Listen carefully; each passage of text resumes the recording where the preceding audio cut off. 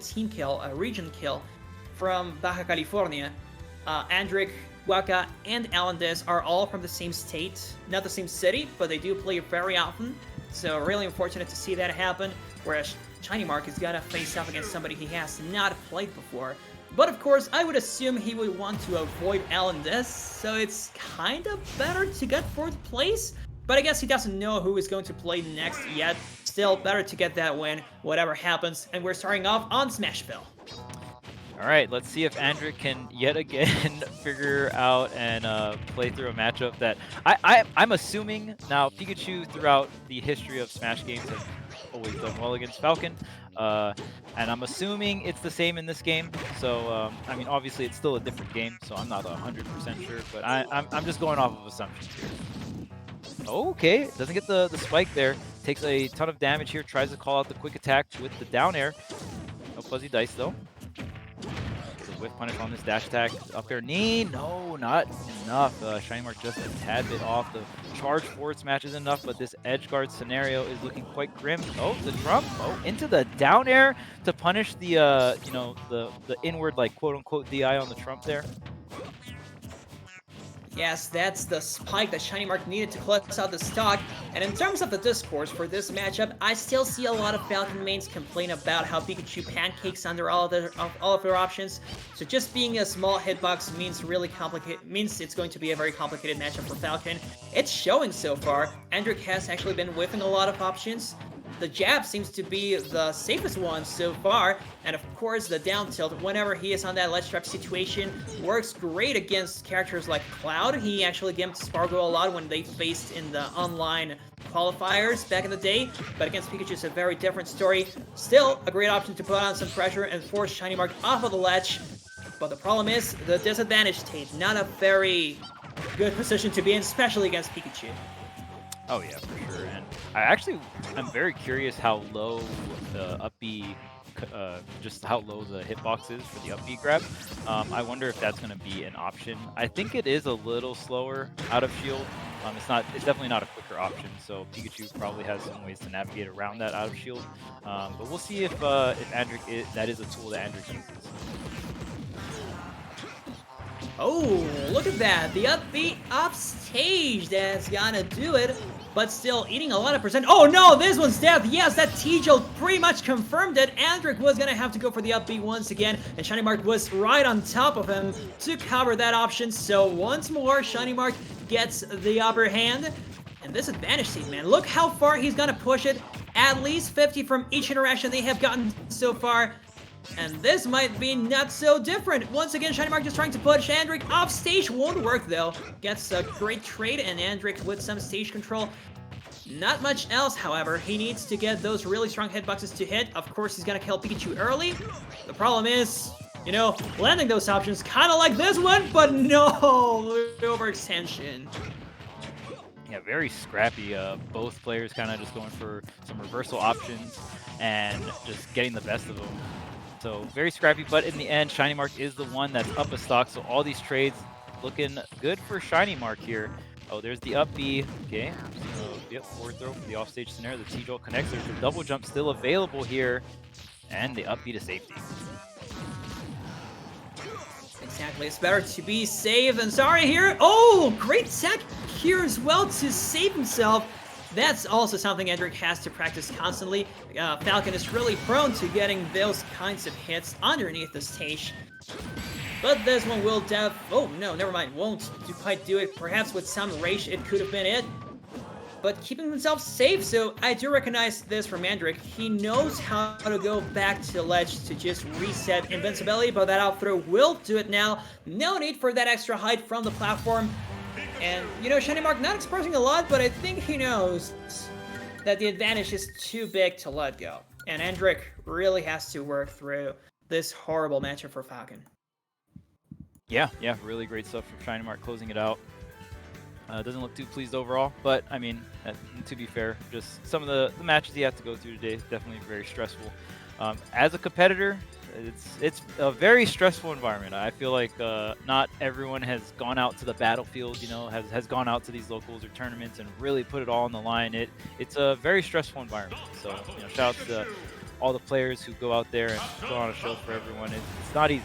Um, but nonetheless, I even some of the edge guards too. I actually wonder if you're Pikachu and you go for some kind of stage spike and you have your double jump available, if you're able to do things like to go right into a double jump thunder to catch a like tech jump or a tech in place on the stage.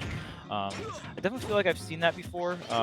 Would love to see if Shinymark is able to execute some of that stuff as well. Just some of the really like more complex edge guards. Shinymark has been going pretty ham off stage, and I love the what Shinymark does really well. I feel is setups the T-jolts off stage really well, and kind of has like these trump mix-ups as well. So even if the T-jolt misses and you get to the ledge, like he'll get a ledge trump into some kind of like down air or back air, right? So. Yeah, the pressure's gonna keep on going, and as for that edge guard you were theorizing, I would assume that the question is whether Falcon is gonna be able to grab Pikachu out of that thunder.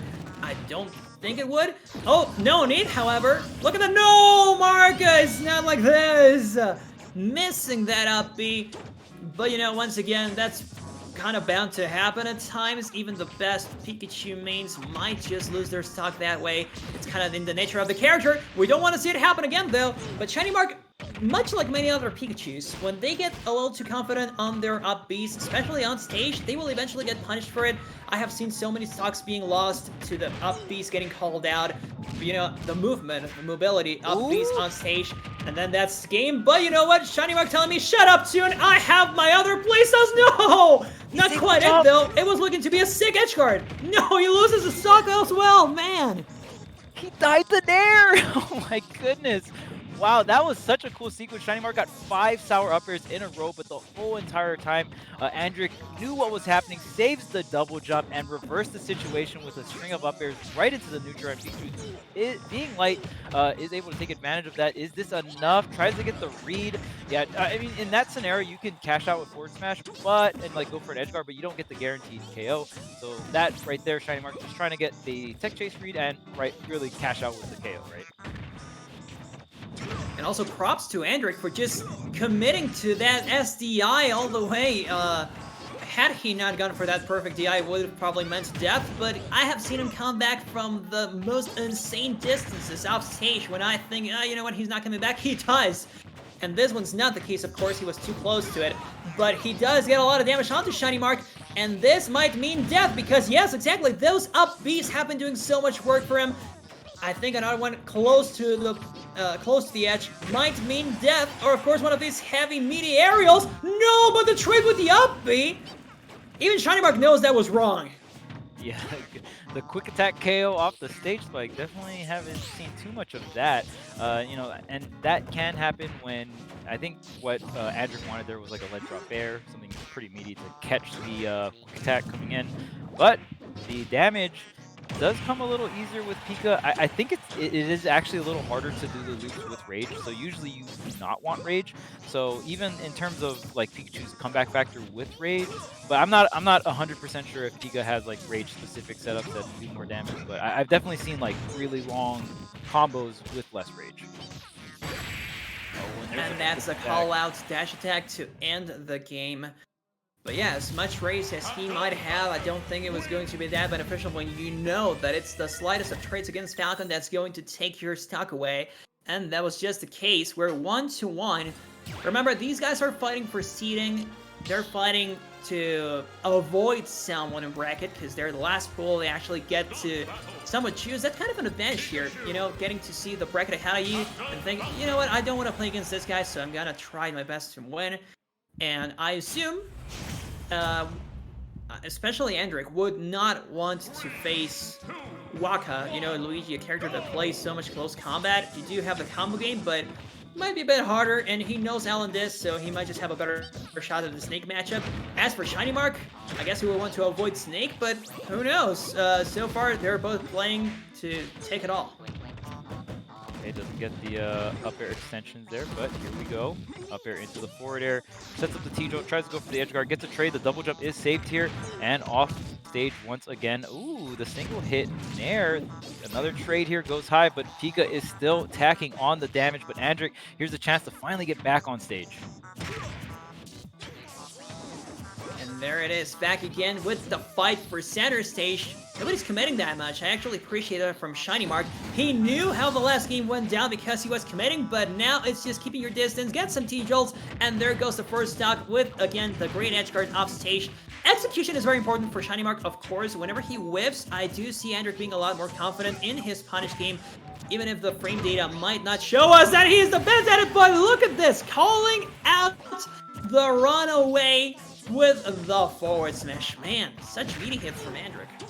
Yeah, and really cashing out with that read there, Shinymark with the mash of the Nair, and yeah, Andrik was there with the forward smash. Even the lean back on the forward smash will help kind of like whiff punish in those scenarios. So great stuff to Andrik, sealing out the stock. Definitely can. I feel like it can be the harder thing to do in this matchup for Falcon, just because Chica is so short. So some of your like falling aerial setups are going to be a little harder to hit. And this down smash will finish it, though. They keep calling themselves out with those smash attacks, although this one was rather calling out or punishing the lack of attack or attack in place. And Andrik just eating all that up and really getting barely any damage. Not much extra credit coming from Shinymark either so far, but gets a sweet parry. This one should be a very long string. What's it going to be? Up air into more up airs. Is that going to do it, though? It will! The amazing string from Shinymark off a single parry, man.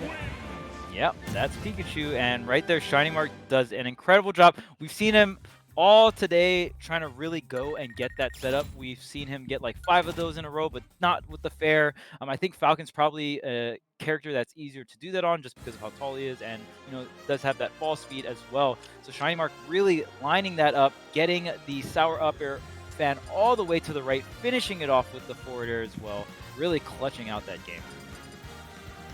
Absolutely. I'm gonna call that combo the Despertó Guatemala, gente. Guatemala woke up, and Shinymark's trying to get this third seeded to move on to the bracket tomorrow. Remember, we're almost done today.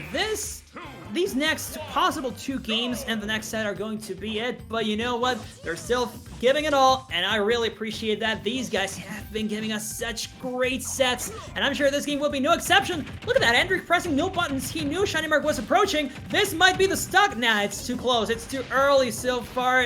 Only 40%. And careful, this might be a reverse edge guard, but no, he does make it back to the stage. So yeah, committing a little too much at times, but still managing to get back into the platforms, Oh yeah, absolutely. Shinymark getting a really good scenario, but the double jump early coming out from Andrik, not really giving, like, kind of forcing the high situation. So yeah, a little hedging his bets there, because if you save your double jump and your double jump gets caught low, you're definitely done. So at least giving himself a little bit more mix-ups and kind of trading back and forth. Doesn't get the full connect on the forward air. That was actually a huge break for Andrik there off stage, especially that low. Up he is going to get back on the stage, avoiding the down air, and I like it, the wall jump into the up air. Absolutely, the great creativity that's now coming through. Oh, the thunder! I thought that was a little too committal, but Andrik misses the punish and gets an up air eaten up. That's the stock once again. And here comes the side B, misses the knee. Man, I see Andrik really, trying to play creative, but it just doesn't work against Pikachu in particular. If it was a bigger hurtbox, that might just work, but it's Pikachu here, and that's part of the the hardest aspect of the matchup probably, but that backer will hit. That's it for Mark's first stock. Oh yeah, Shinymark has just really been connecting these strings off stage, and even the thunder there, that move does not have too much lag. So we saw Shinymark kind of thunder right in Andrik's face and was able to pop the Nair, go right into the confirm for the KO. But Andrik has done a great job keeping it somewhat close here. The down smash is going to create an offstage scenario. The T-Jolt does get set up, tries to cover himself with the double jump back air, and does end up getting back on stage, tries to get a really quick attack, but this down smash almost gets out with the SDI, but gets clipped by the very last hit. Yes, sir, that's gonna do it. Really unfortunate from Shinymark as well, because he has been having a lot of opportunities to get those edge guards closed out a lot earlier, but he eventually whips and moves. Oh, and this might be big. Andrik not going off stage though. He would rather just stay in here, play it safe. Does not help much. Shinymark still, though, keeps eating up these downers. Whenever he gets that, a quick attack called out, I feel a stock coming, and this one actually happened. Andrik makes this even, and in Yoshi's story especially, I think that's where it's going to happen if there's a comeback, but it won't, and that forwarder's gotta end it. Andrik ends up losing all of his sets in the pools phase of the tournament, and Shinymark moves on with the 3rd seed to tomorrow's bracket. He's going to face off against Alandis, and Andrik is going to face off against Waka. Yeah, great T-Jolt offstage right into the forward air is gonna seal out both of those players' runs right there. So I believe that might have been the last set, or we might have one more set. Meister against Omarks. All right.